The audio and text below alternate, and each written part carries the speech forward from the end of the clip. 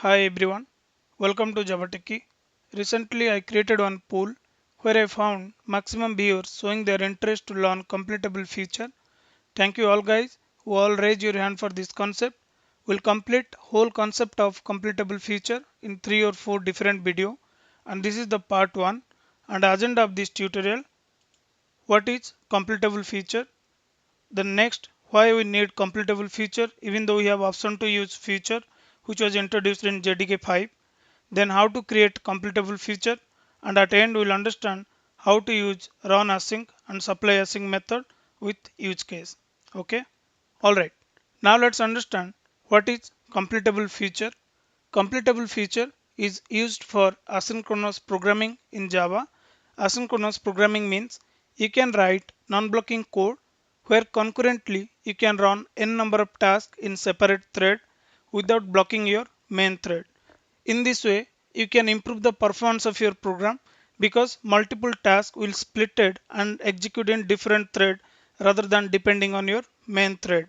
Apart from that, when task is completed, it notify to the main thread whether the task is completed or failed. Even if you will get notification about your thread execution status. So we need to use completable feature to achieve asynchronous programming in Java. Now we need to understand why completable feature. As we know, there are different ways to implement asynchronous programming in Java. You can use any of the below. You can go for features, you can go for executor service, or you can use callable interface and thread pool kind of concept to achieve asynchronous programming in Java. Then why we need completable feature even though we have option to use feature object. So there is few disadvantages or demerits we found while using the features. So to overcome this issue, completable feature was introduced in Java 8.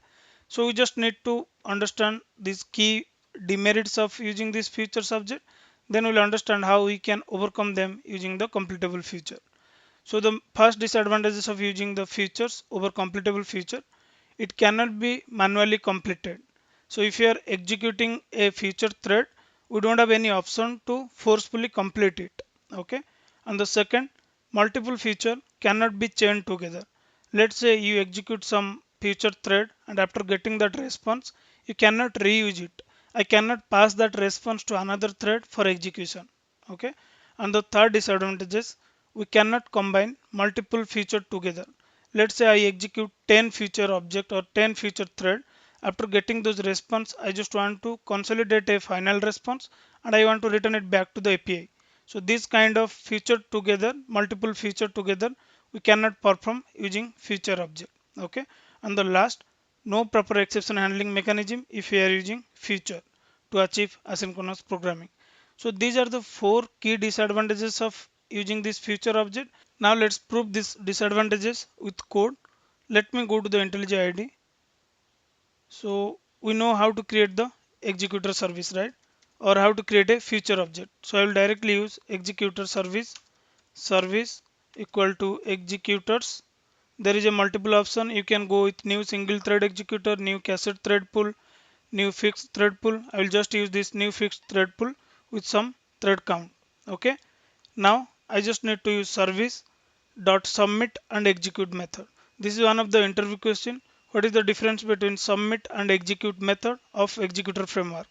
So if you can see the method argument, execute takes the argument as runnable, where submit takes the argument as callable. Okay. Since in this example I just want to return some value after my thread execution, I will go with submit. Okay. So just click on submit, and if you know the method argument is callable, so I can directly use the lambda expression here and I can return some value here directly. I will use rs dot as list of some integer. Fine. I just need to add the semicolon here. Now I just want to return it. It will return me the future object. So if you observe, it give me the future of list of integer. That's what I am returning from my callable interface. Since this is the single statement, I can remove this return, but I just want to prove the first point. We cannot complete the future object manually. Okay. Now let me change this to future, and then I can get the value here. Future dot get. It will throw the exception. Just add it to the method signature, and the return type will be list of integer. I'll change the name to list. Then if I'll print this list, I'll directly get the response because I'm whatever I'm returning, I'm just getting that. Now let's assume from this you are doing some API call. Okay, so let me change it. You're doing some API call, and let's assume that API was taking 1 minute time to give you the response back. Now in this case, the main thread will block for 1 minute. I'm just manually specify here to block the thread to show you we cannot complete the feature object manually. Now in this scenario, it will keep blocking your thread until unless its execution is not completed. So to prove that, what I'll do, I'll just add a print statement. Here I'll just add thread, and I'll just print the thread name. Thread dot current thread dot get name. Fine. Now let me run this piece of code.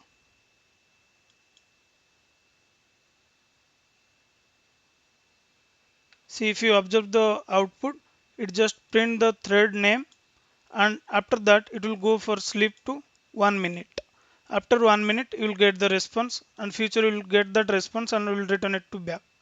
So in this case, this thread, this pool 1 thread 1 is completely blocked for 1 minute. That is what, even though if I want, I cannot manually complete it. Now if I'll type future, there is no method for me to complete this execution forcefully. Okay, this is what the one disadvantages of using feature object. Now let's move to the second point, that is multiple feature cannot be chained together. Okay, now if I'll go to my IntelliJ IDE, let's assume I'll just modify in the same code here. Now the first thing we understand, so I'll just remove this delay.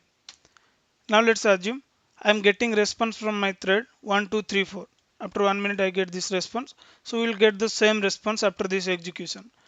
Now after getting this future.get this list, I cannot use this list to, or I cannot pass this list to another thread for execution. Okay, that is what I mean for multiple feature cannot be chained together. Sometimes you need to execute some long running task, and when you will get the response back, again you need to give that response to another thread for processing. Such kind of mechanism is not available if you are using feature object.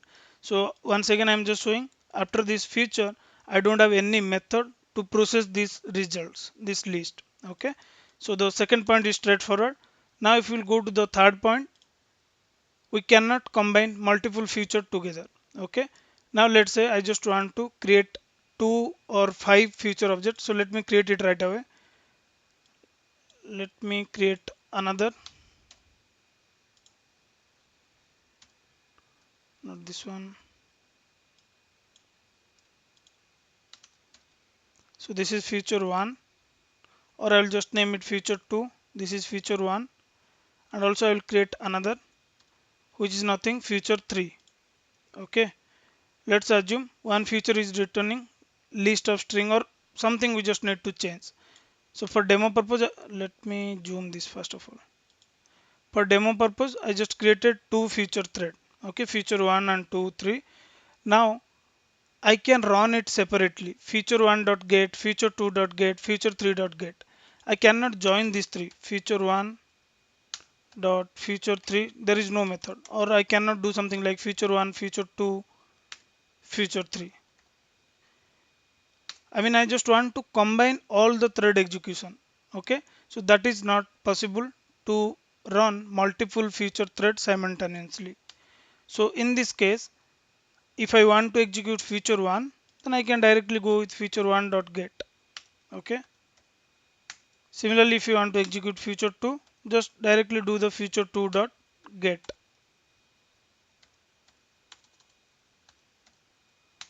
Fine. Now let's jump into the last disadvantages, which is no exception handling mechanism provided in feature object. Okay, so let me clear these things. So I'll just rename it to something called feature, and let's assume forcefully I'm throwing some exception here. Sys out 10 by 0, it will throw me the arithmetic exception. I just want to demonstrate how or why this exception is not handled in this feature.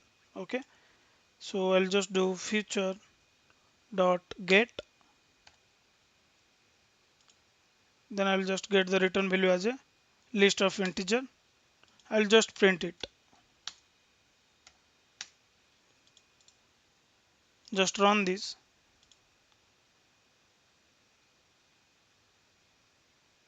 If you observe, you're getting the exception here, and we don't have any option here to handle the exception if you are using feature object. So we covered all the disadvantages of using feature object. So far we got the context about what is completable feature and why we need completable feature, correct?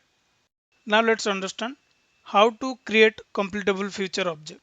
Let's go to the IntelliJ IDE. I'll just clean this piece of code, or let it be. I can directly write here completable feature. You can specify the type generic. Let's say it will return me the string completable feature equal to new completable feature. You can directly call its constructor. Okay, now in this completable feature I can directly call the get method. Okay, now once I will call this get method, again it will block the thread until unless this completable feature is not succeed. It will still block my thread. So to avoid that, there is a method in completable feature. You can directly use complete method. Okay, if thread is taking some long time, then you can forcefully complete it. You can return some value, return some dummy data or something that. This is what the advantages of using this completable feature. We no need to block the thread if it's getting, or if it's taking longer time, then just return some cached value or return some template which you want to show to your user. Okay, so this is how you can complete the thread manually if you are using completable feature, and this is what the syntax you can go with the completable feature. Okay, this is what the constructor of completable feature you can directly use to create an instance of completable feature, and then you can use all the method given to this completable feature. So let me show you all the method, then apply, complete, then accept. You can use everything. There is a method called run async. Okay, then run async, or there is then supply async. Lot of method was there. You can directly use these methods of completable feature. I will cover all the methods with its implementation. So this is what just I explained how to create completable feature. Okay, now the next step, we need to understand what is run async and supply async method and how to use it. That is what even I shown in just in IntelliJ IDE, right? So there is two method, run async and supply async. We need to understand when to go for run async method and when we need to use supply async method.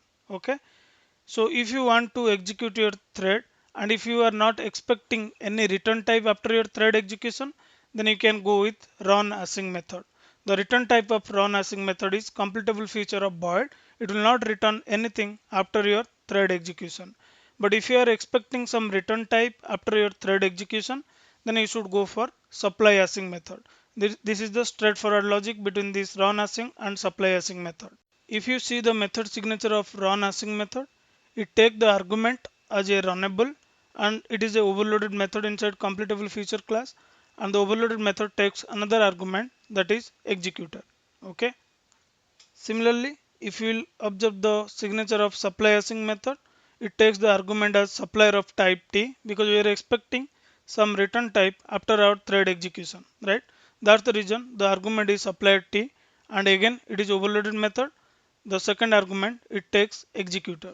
So why there is two overloaded method?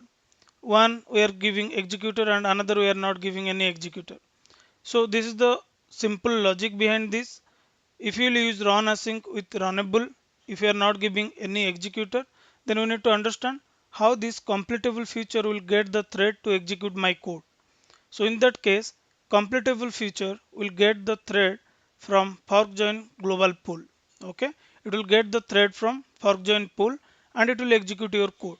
If you are giving executor, your custom executor, then then completable feature will get the thread from your custom executor, not from the fork join pool. Okay, that's the reason they provided two overloaded method.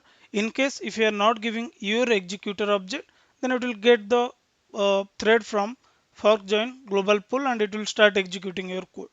Okay, we'll understand these two difference in code. Now let's jump into the IntelliJ IDE. I'll just create a class. Let's go to the project. I'll just create a class here, new Java class. So the first example we'll do run async demo.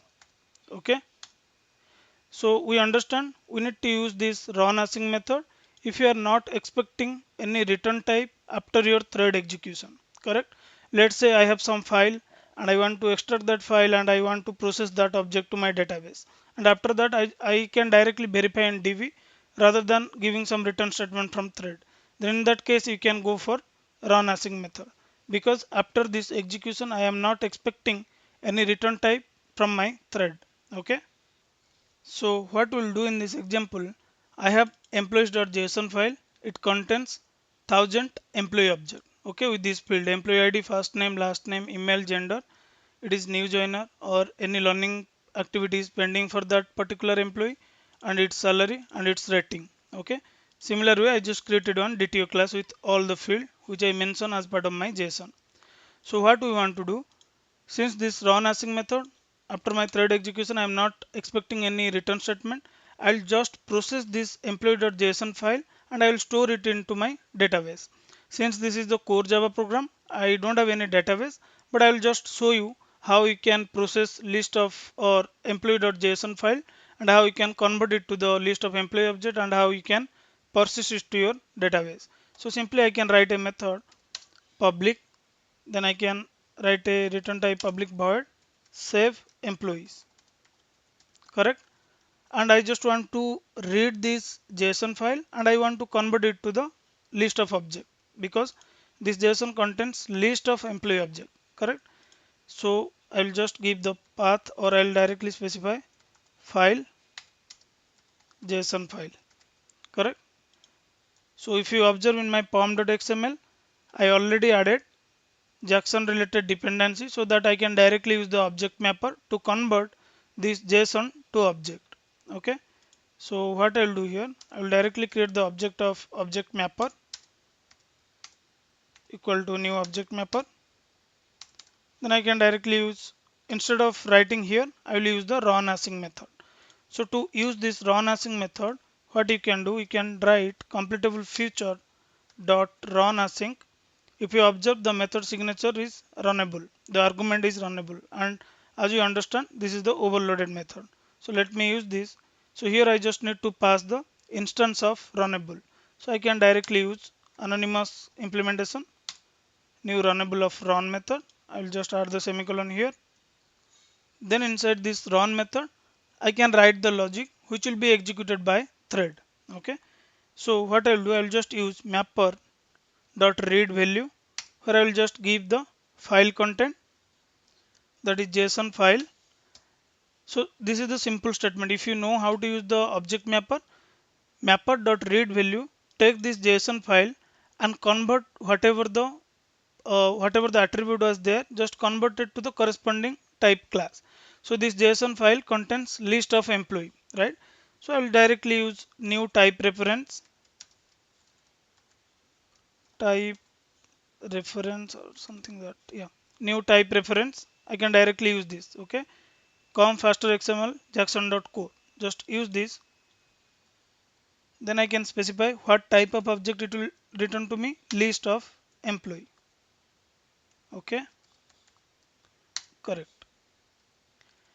Then just close it. Fine. This will throw the exception. So I can directly add this sneaky throw came from Lombok, but this is not required usually.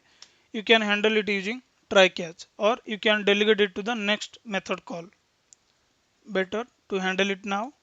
So I'll just use try catch. Fine. And it will return me the list of employee object, right? I can directly introduce the local variable. This will return me the list of employee object. I'll just name it employees. So let me format it properly. Correct. Now here I can just print the employee. Now I get the list of employees. I just converted the JSON file to list of employee object. Now here I can write logic to save list of employee to database. Correct. So if you are using Spring Boot, you can directly call something repository dot save all, and you can give this directly employees object. But since this is the core Java, I don't have any Spring dependency or Spring Boot dependency in this code. I'm just printing it. Okay. So what I'll do, I'll just use employees dot stream dot for each system dot out println. Fine. Also, I just want to print the thread name is out thread. I can use thread dot current thread dot get name. Fine. Let me zoom this. Now, after this thread execution, what it will return? It will simply return completable feature of void, because we are using run async, as we are not expecting any return type, right? So just get the variable or just assign it to the local variable. I'll say run async future. Okay. Now I can simply do, or I can directly write the main method, but I will directly do it here. Run async future dot get. It will throw the exception. Add the exception to the method signature. Okay. Also, if I want, I can directly do the return. What is the problem here? Okay, let's not do that. But I think since this is the completable feature of void, it should not give any exception. Or let me try to rectify from here itself. Fine. This is what the void I return. If you observe here, the B is capital here, and if you go to this class, it came from Java lang. You can use this if you are returning the completable feature of void. Okay, this is the type. So I can do that. Now let me execute this. Publish static void main. I will create the object of this class run async demo equal to object of it. Then I can directly call run async demo dot save employee. I just need to give the path of the JSON file. So it is there in my project directory employees.json. I can directly give it. It will read this JSON file and it will convert that to the list of employee object using object mapper. Add this. Fine. Now if I'll run this piece of code, I will get 1000 employee object in console. So let's verify that. Yeah, you're getting the 1000 employee object.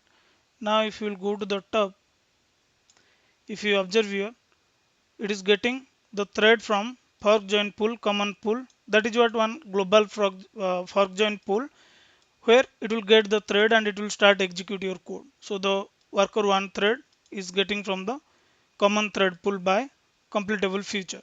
If you don't want that, you need to provide your own executor framework or own executor method.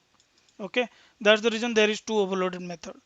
Now, since we know how to use lambda, instead of writing this complex logic, we can convert it to the lambda, right?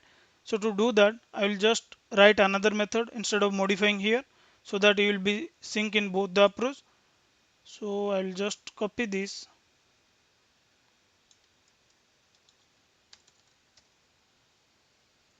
then just change the name, save employees with lambda. Fine. Then we need to convert that to the lambda. Okay. So this is what the anonymous implementation of runnable. We want to convert this to lambda.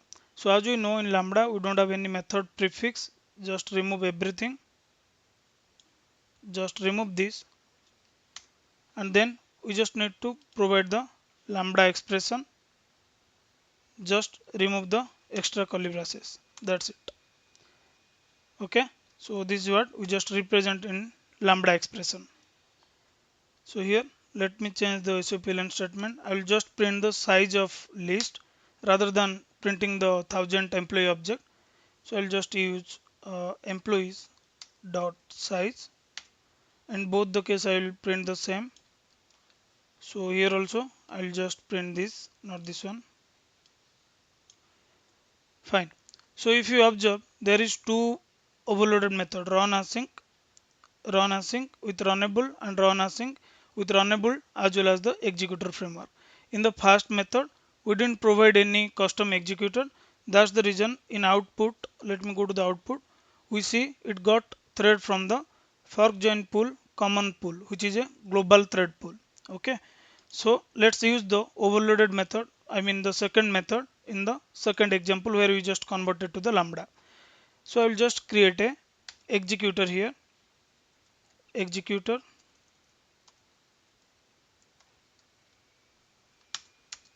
executor equal to executors dot new cassette thread pool, but I will just use new fixed thread pool with some count.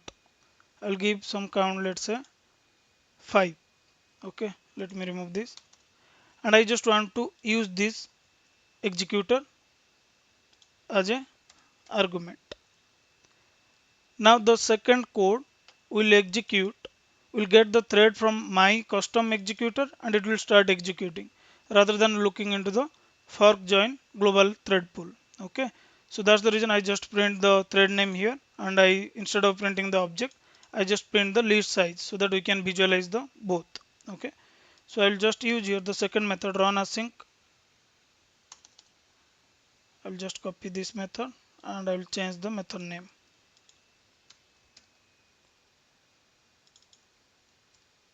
or we'll just give some meaningful name with custom executor.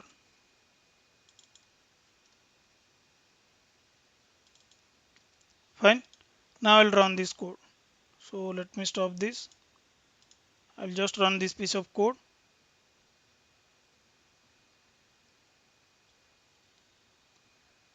Yeah.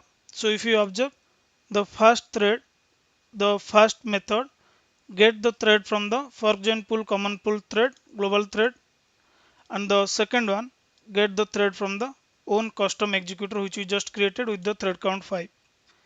This is what, right? Once again, let's go to the run. So if you provide your own executor, then it will get the thread from there. That is the simple logic behind this overloaded method. If not, it will get from the global thread pool and it will start executing. That's what you can understand about this run async method. Okay. So once again, if you don't want to return anything after your thread execution, then happily go with this run async method, because its return type is completable feature of void. And here, let me go to the second method. If you want, you can complete your thread manually. Let's say this is blocking your code, right? So after that, instead of return, I'm just showing it, I will not write it. Let's say run async future dot do complete, or some method was there, let me check. To completable feature, you can complete it, okay, if it's blocking your thread. But in this case, we are just getting the JSON file and converting it to the list of employee object, so I'm not manually complete it. Okay. Yeah, now let's understand how we can use supply async method, where my thread after execute, it will return some value. Okay, so that going forward, we'll use that value and we can pass it to other thread, or we'll do some data transformation on that return type or on that results. Okay, now go to the project. I'll create another class, new Java class, supply async demo. Okay, so let me write a main method.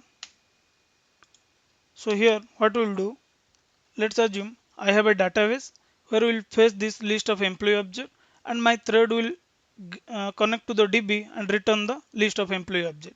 So what we'll do, I'll just create another package, new package, let's say database.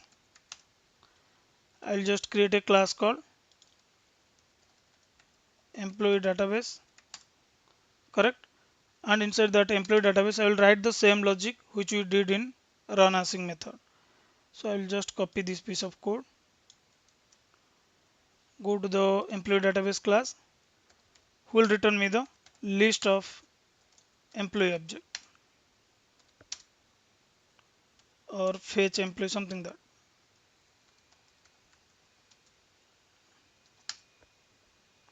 I'll directly return it, right? Okay, so I'll directly do this. I need to create the object mapper object here. I can directly copy from here.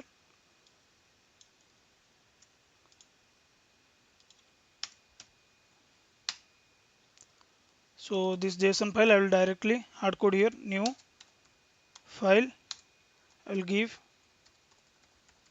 employees.json.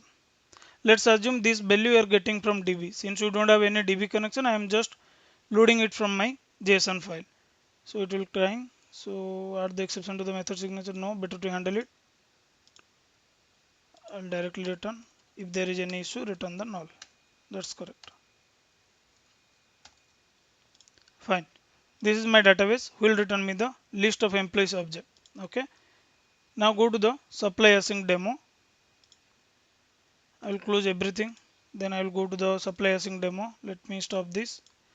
Here let's assume I just want to fetch list of employee object from my database concurrently using supply async. Okay.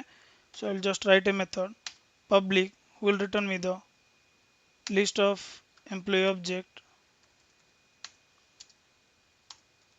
get employees, and it will get from database, right? So I'll just, or I can make it static directly, right? I'll just go to the database. I'll make it static rather than creating the instance. Since this is the core Java program, I can directly access it with class name. Okay. So here what I'll do, I'll just use completable feature. The method name is supply async. Okay. And it is expecting the argument as supplier. So if I'll go inside the supplier class, it won't take any input, but it will return the input. So I'll just copy this method so that I can directly convert it to the lambda here itself. This is the method. We don't want any prefix. Remove it. Just remove this. Provide the lambda expression. It will expect something to return. Just close this. And what we want to return here? We just want to return the list of employee object from employee database. So just use employee database dot fetch employees. That's it. So what I'll do, I'll just provide the return statement here.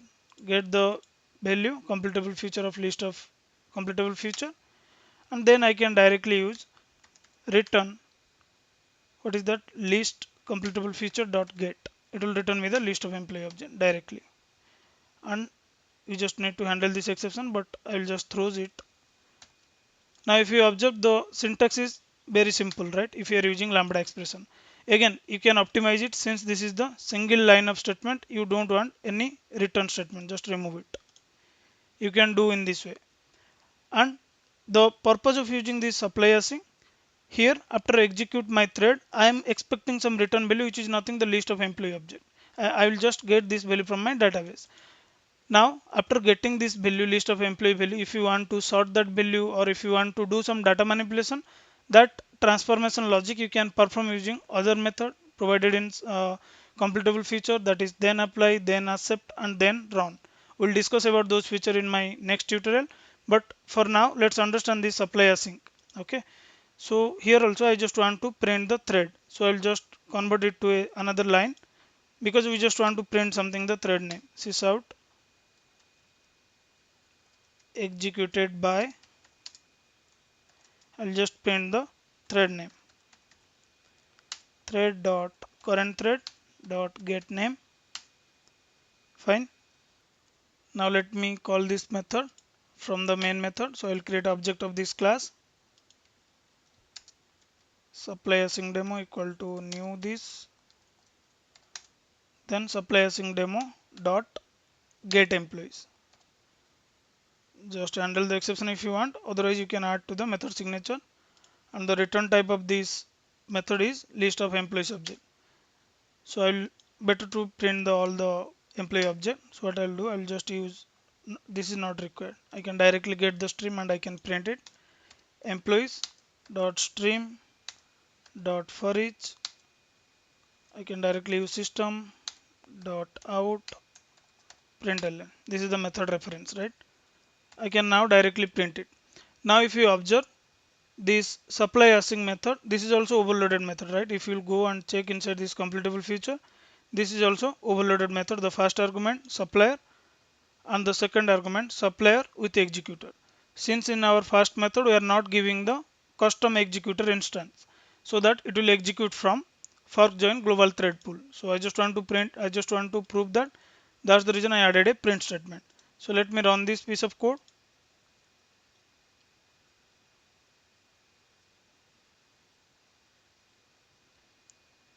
Yeah, so let me go up. It print all the 1000 employee object and the thread name fork join common full worker.